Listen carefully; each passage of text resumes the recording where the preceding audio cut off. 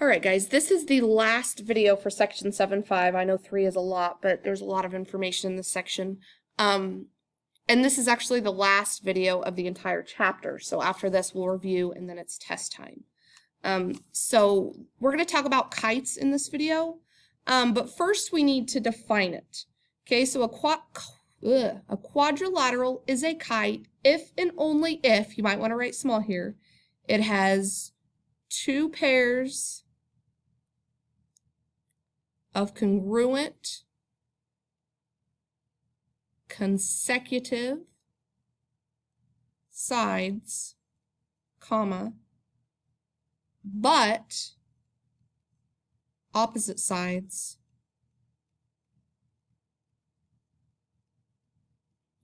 are not congruent.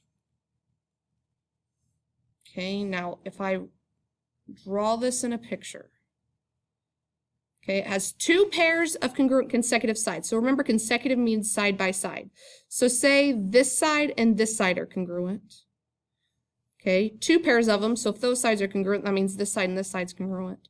But opposite sides are not congruent, meaning the black and the blue are not congruent. Okay, so this would be a kite. All right, so to go along with the definition, we have 2 theorems. This is one of them.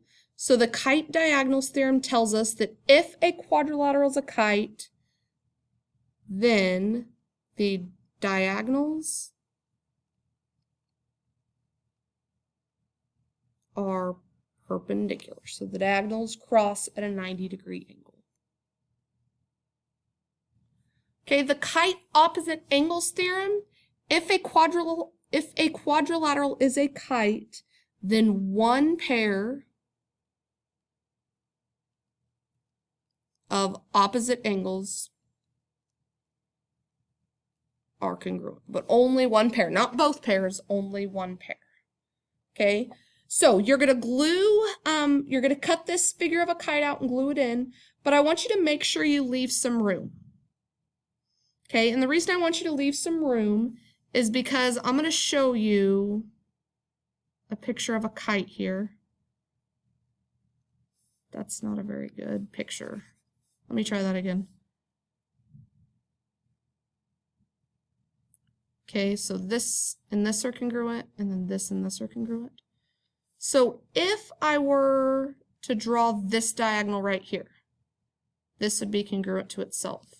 Okay, now what I'd have is this triangle up here is congruent to this triangle right here by the side congruent theorem. So I always say, let me label this A, B, C, D. I always say to think of a kite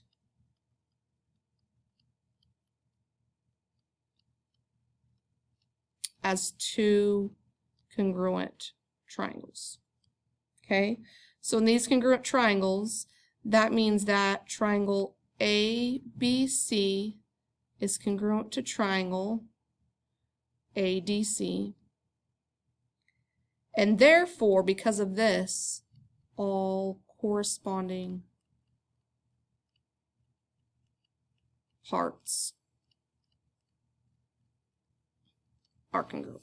Okay, so that means that angle B is congruent to angle D. That means corresponding sides are congruent. That means this angle here is congruent to this angle here, this angle here, and this angle here. All right, let's look at example 1 here. We're shown this kite, and we're given that angle E is 115 and angle G is 73 degrees. Okay, now we know that because of this opposite angles theorem, that one pair of opposite angles are congruent. Well, notice these aren't congruent and they're opposite angles, which means that angle D and angle F have to be congruent. So I'm going to call both of them X and X because they're the same thing. Okay, I don't know what they are, but I can find them. Now we have a quadrilateral here, which means all interior angles sum to 360. Okay, and if you didn't know that off the top of your head, you could have done the 4 minus 2 times 180, which is 2 times 180, which is 360. So if you didn't remember that they all add up to 360, you could have found it. Okay, so what I can say is that means that 115 plus x plus 73 plus x is 360. So I'm going to do that. So 115 plus x plus 73 plus x equals 360. Okay, so x plus x is 2x. 115 plus 73 is 188. Subtract 188 from both sides. I get 2x equals 172. Divide both sides by 2, I get x equals 86. So if x equals 86, it says find the measure of angle D. So I can say that the measure of angle D is 86 degrees.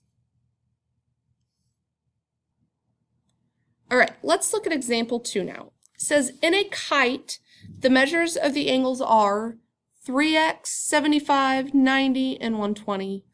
Find the value of x. Okay, so once again, the measure of all the interior angles is 360. So if I add all these up, they would equal 360. So 3x plus 75 plus 90 plus 120 equals 360.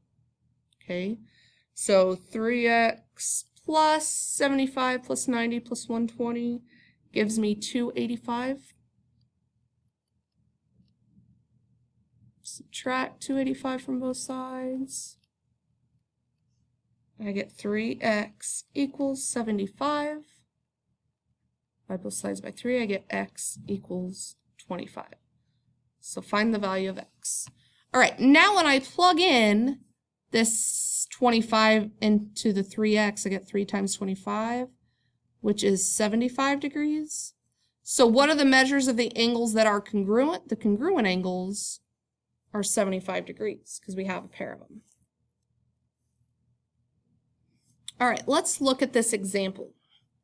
All right, so it says find the value of x. So x is right here. So this 9 is talking about this piece right here. And then the 1 over 10, x minus 1 is talking about this piece right here. Okay, well, because we're thinking of these as two congruent triangles, remember, that means the altitudes of both of these, which would be these highlighted parts, they are going to be congruent. So I could say that 9 equals 1/10 x minus 1. Okay, well, add 1 to both sides. I get 10 equals 1/10 x. Get rid of a fraction, I'm going to multiply both sides by 10. So 10 and 10 cancel, so I'd get 100 equals x. So x equals 100. All right, now I want to look at part B. Part B, it says find the measure of angle HJE. So HJE, so it wants to know this angle here. Well, guys, remember the diagonals theorem. The diagonals are perpendicular. So if they're perpendicular, they cross at a 90-degree angle. So this should be an easy question. It's 90 degrees.